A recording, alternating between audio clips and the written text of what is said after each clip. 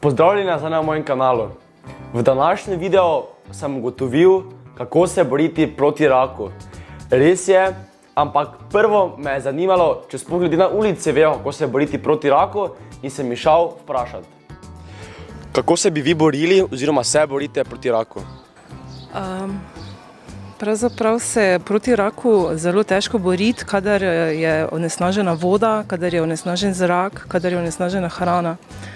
Mislim, da so to 3 ključni dejavniki raka.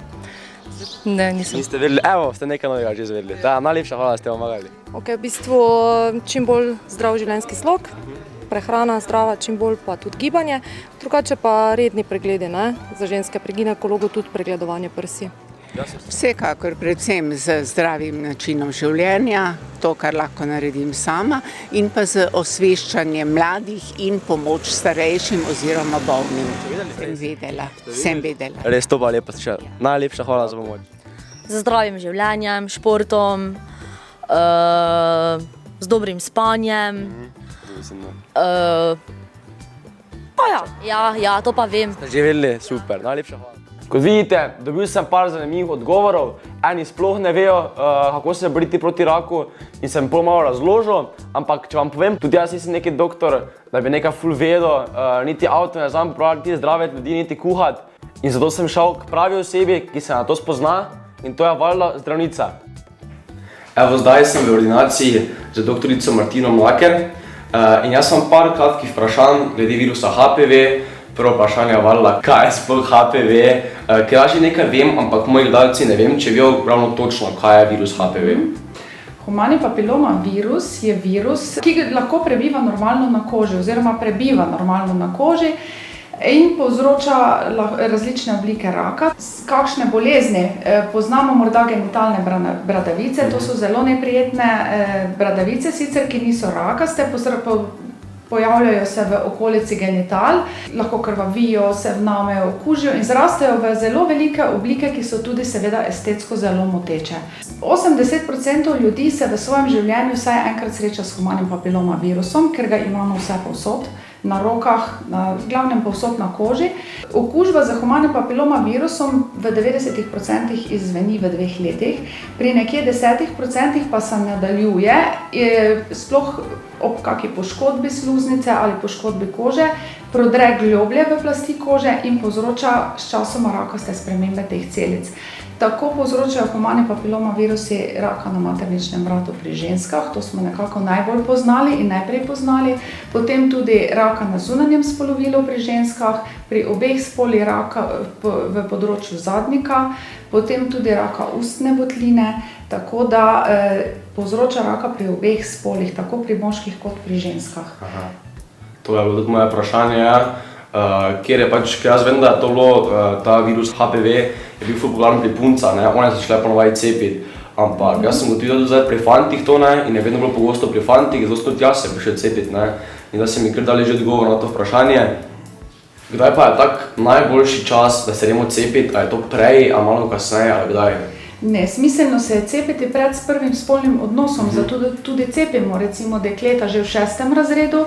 Kot se sam povedal, smiselno je in popolnoma logično, da cepimo tudi fante. Se tudi fantje zbolevajo torej se lahko okužijo s humanim papiloma virusom in tudi zbolevajo za boleznimi, ki so posledice okužb s humanim papiloma virusom. Zato je smiselno, da se cepimo čim prej, se pravi pred prvim spolnim stikom, pa še nekaj je pomembno. Imunski odgovor v tem zgodnjem obdobju mladostniškem je izjemno dober, celo boljše kot v kasnejših letih, zato je tudi smiselno cepiti prej. Kar pa ne pomeni, da se kadarkoli kasneje ni smiselno cepiti ali da bi nekdo razmišljal, se nisem takrat, zdaj je pa prepozno. Ni prepozno, tudi kasneje je smiselno. Torej, vi pravite, da se splača iti cepiti proti virusu HPV, ne? Absolutno. Kaj pa, ko se jaz cepim, je to 100% varno proti virusu HPV ali je to tako bolj delno? Tako bom rekla. Cepivo proti humanemu papiloma virusu je izjemno učinkovito, izjemno varno in ga Svetovna zdravstvena organizacija kot takega tudi označuje, torej izjemno učinkovitega, zelo varnega, vendar žal premalo uporabljenega.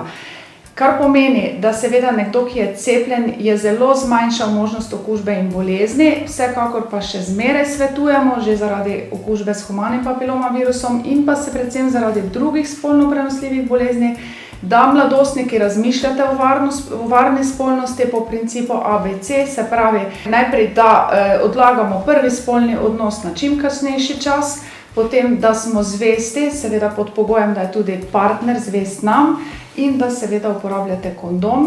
Res pa je, da sam kondom ni 100% zaščita pred okužbo proti humanemu papilomavirusu. Zakaj ne?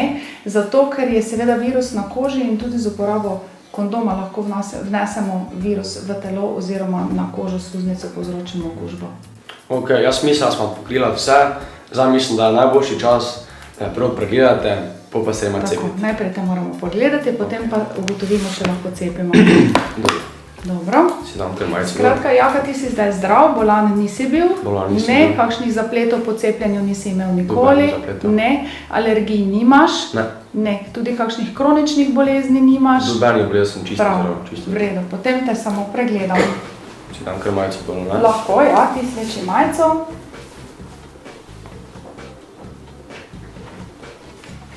Poslušala bova srce in pljuča. Dobro, zdaj pa globoko dihaj. Ja, še ušesa in usta pogledava. Povedal si mi, da si bil cepljen vse po programu, kar si do sedaj moral biti, ne? Dobro, pogledamo še drugo okno. Pa še usta bomo pregledali. Samo močno odkri usta. Tako, v redu.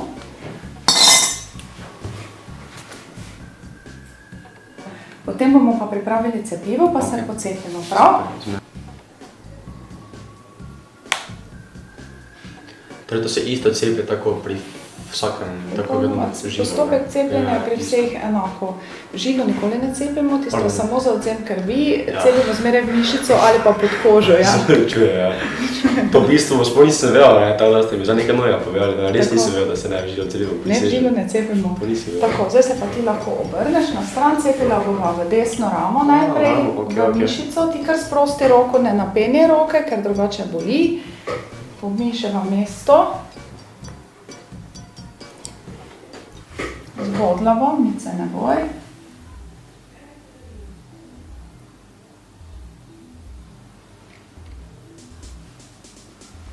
Tako, mesto vboda še prelepiva, zaščitiva. Pa sva končala. To je to? To je to. Čez 2 meseca je druga doza in čez 6 mesecev tretja doza, rabiš 3 doze, ker si star že čez 15 let oziroma 15 let in več, imajo vsi dobijo 3 doze cepiva. Ok, torej vsaka 2 meseca, ne, smo rekli? Ne, čez 2 meseca je druga doza, potem pa je 4 mesece po drugi dozi, je pa potem tretja doza. Ok. V redu? Najlepša hvala. Me veseli. Veseli. Prosim. Starši ne rabijo cepiti vseh otrok, le tisti, ki jih mislijo obdržati. To pa je ena dobra fora, ki je dobesedno resnična. Evo, cepljenje je za mano. V bistvu čisto nič ni bolelo, ko sem bil mali, a valjda bolj bolelo spomnim, ko sem še imel medvedega poleg, pa sem čez okno gledal, ampak zdaj je bilo vse super, malo te stisne, drugo pa je tako, nobenega problema ni. Drugače zdravnica je bila ful prijazna, vsi so bili ful prijazni. To sem zrihtal, se vidimo čez 2 meseca tu. No, kot vidite, še vedno sem živ, vse je ok z mano, nič ni bolelo. Isto je, kot da te bi zdravnica normalna cepila proti, ne vem, drugim virusom, drugim boleznim, tako da je vse normalno. Pišite pa tu noter v roko. Jaz sem prvo mislil, da me v žilo piči, ker tako dolgo se nisem cepil, jaz sem čisto pozabil že. In vam moram povedati, vse je bilo ok, roko še imam, kar je važno. Finta pa je v tem, za punce je cepljenje brezplačno, za fante pa se ponekod plača. In vam povem, tudi če plačate, se vam res plača, rima se. In če se pol cepite, je velika verjetnost, da se ne boste nikoli okužili z virusom HPV. Vam povem, da se splača. Za vas še moramo nekaj razčistiti. Nekateri ljudje še vedno v letu 2019 mislijo, da so cepiva nevarna zaradi stranskih učinkov, ker ne vem, kakšni hudi stranski učinki so in oni mislijo, da so neki ful nevarni, ampak povem, Jaz zaupam zdravnikom in verjamem zdravnikom, ker se pač oni učili za to in oni to obvladajo. In če bom bolan, grem k zdravniku, če bom imel avto pokvarjam, pa grem mehaniku. Imam prav, ne vem ga za nekaj sam popravljal, če nimam pojma kak. Zadnjič sem ugotovil nekaj novega na YouTubeu, ko še prej nisem vedel in je zelo uporabno. Če pogledamo moje statistike, me valjda večina ljudi gleda iz Slovenije, ampak nekaj procentov je tudi izven Slovenije, kot na primer iz Hrvaške. Kar 4% mojih gledalcev je iz Hrvaške. In sem tako razmišljal, pa okej, vse oni približno razumejo slovensko, ne? Ampak veš, da se ni se fajn mučiti, poslušati neki video, ki ti ne najbolj razumeš. In si mislil, čakaj malo, vem, da obstajajo prevodi, ampak kdo bo to delal? Potem sem se pa spomnil na vas, pa vem, da vas je ogromno, pa da mogoče kdo obvlada, ne vem, angleško, hrvaško, magari nemško ali pa kaj in se mu da pisati podnapise pod mojim videom in bi mi rad pomagal. Seveda, zdaj vam razložil, kako sploh to naredite in če se da komu to delati, se mu ful zahvaljujem in obljubim, da ga bomo pravi priliki omenil oziroma shoutoutov. To se mi zdi ful uporabna stvar, ker me nekaj ljudi gleda iz drugih držav, ki slovenskega jezika ne razumejo dovolj dobro. Na drugi strani smo pozabili še na gluhoneme oziroma gluhe, zaradi tega, ker oni lahko gledajo samo sliko in se nič ne dogaja. In bi bilo fair, da še oni lahko gledajo videe in da imajo svoje podnapise in da lahko pol to preberejo. To ne pomeni, da so dobrodošli samo tuji jeziki. Dobrodošel je tudi slovenski jezik, da bodo moje videe razumeli tudi gluhi in gluhonemi. Zdaj pa vam bom razložil, kako lahko prevedete moje videe. Prvo greš na moj YouTube kanal in si izbereš en video, naprimer, ne vem, moj room tour. Od mojega naslova čisto desno stoje 3 pikice in stisneš na njih in ti spodaj piše dodajte prevod. Ko dobite tako slikico, kot imam zdaj, prvo seveda izberete, v katerem jeziku boste ta video prevedli. Naprimer, jaz sem izbral angleščino, zdaj mene lahko italijanščino, slovenščino, angleščino, hrvaščino, bilo kaj, res bilo kaj vam srce poželi, pa kaj obvladate. Fajn je pač, da znate prevesti v angleščino oziroma v takem jeziku, ko boste video prevajali. Pol pa začneš lepo prepisovati. Evo, izvirni jezik imamo na levi strani, to imamo prevajanje v jezik, naprimer v angleščina in tam ti piše moj room tour, ti boš napisal my room tour. In levo imaš besedilo, ki ga moraš seveda prekopirati v angleškem jeziku oziroma v jeziku, v katerem boš ti pač video prevajal. Tu sem nas dal pač 4 pikice, ker nam zdaj vsega pisal, upam, da razumete. Zgoraj ti piše podnapisi, stisneš na tisto in te popelje, evo, tukaj pa zdaj moj video na slikici.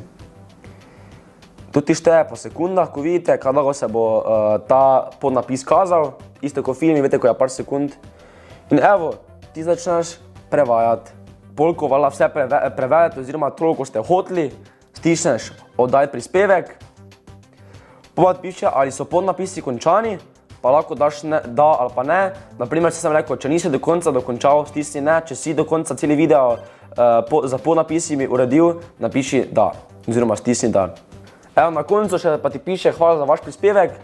In pol, če valjda narediš celoten video, da moj celoten video prevedeš, boš seveda shoutoutom v mojem kanalu oziroma te omenil na mojem kanalu, tudi mogoče na Instagramu. In ti kar vnaprej povem, da se lahko tudi pod tvoje delo, torej tisto, kar si ti napisal oziroma tisto, kar si ti prevedel, se lahko tudi podpišeš, da ljudje vidijo, kdo je to naredil. Ta se mi zdi kulska zadeva. Pač kaj je finta tega? Hočem, da začnejo moje videe gledati tudi ljudje iz drugih držav, naprimer, ne vem, mogoče Hrvaške, tam dol Balkan, mogoče tudi kdo, ne vem, ko razume angleško, pa ne vem odkot, vseeno mi je. In hočejo, ne vem, moje videe gledati, ker so kulski. In pač ne morejo, ker imam v slovenščini in mi lahko pač vi pomagate. Tako da hvala.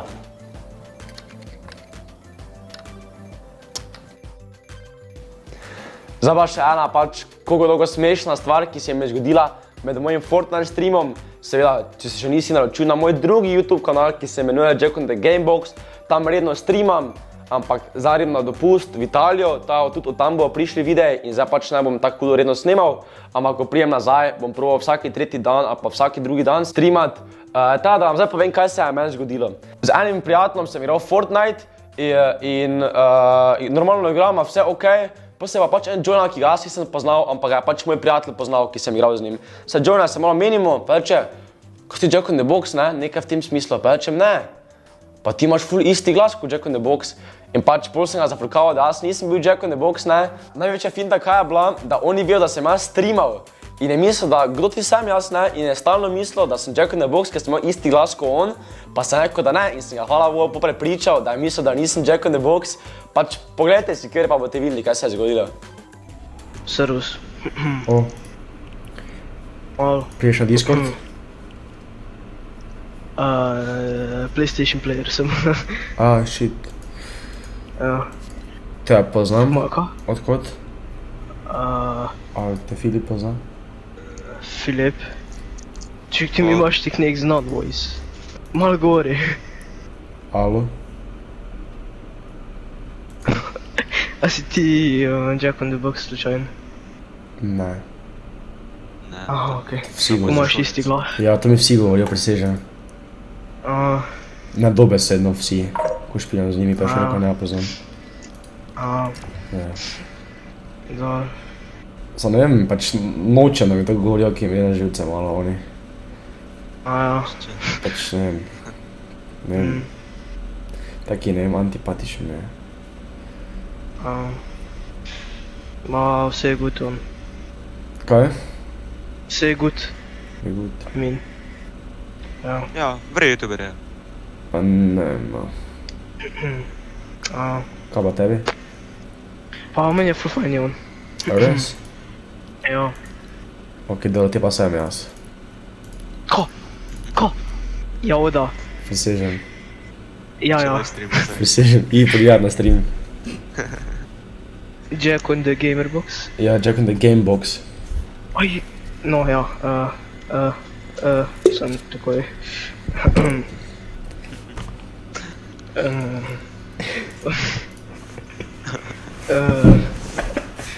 Pa že.